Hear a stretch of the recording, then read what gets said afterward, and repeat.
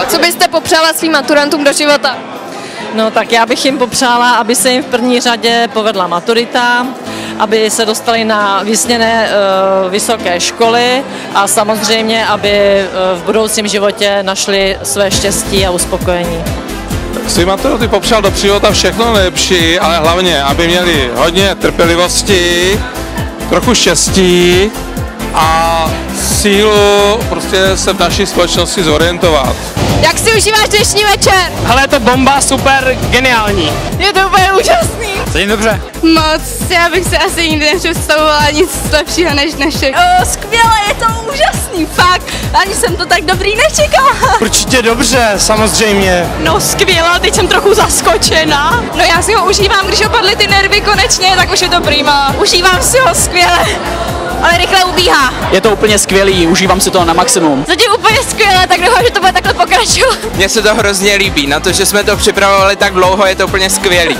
Já si ho žiju absolutně naplno, jak můžu. Co nejvíc to jde, já jsem rád a bohužel mě mrzí, že není dvakrát tak dlouhý, protože úplně všechno nestíhám, ale určitě bych se ještě jednou zopakoval. Co piješ? No, Bacardi s kolou a Malibu. Momentálně nic. Nic nemám a ještě jsem nestihl nic pít. Pivo, samozřejmě, co jiného. Pivo, to je základ všeho, to je všelek, to je... Jedinej si budu pamatovat všechno. Zatím nic moc. Všechno možný. Šampaňský a víno? Ne alko? Chystám se pít. Asi víno, mě nic jiného nechutná. Tak nějak různě, zelenou, všechno, prostě Jägera, jak, co na to přijde. Všecko, co teče, kromě asfaltu a vody. Všechno možný. Zatím ještě mě nikdo na nic nepozval. Piju všechno, na co mě kamarádi pozvou. A bojíš se maturity? Jo, hodně. Ne, to je divadlo, pravý boj, přijde až přijdou přijímačky, to bude teprve něco.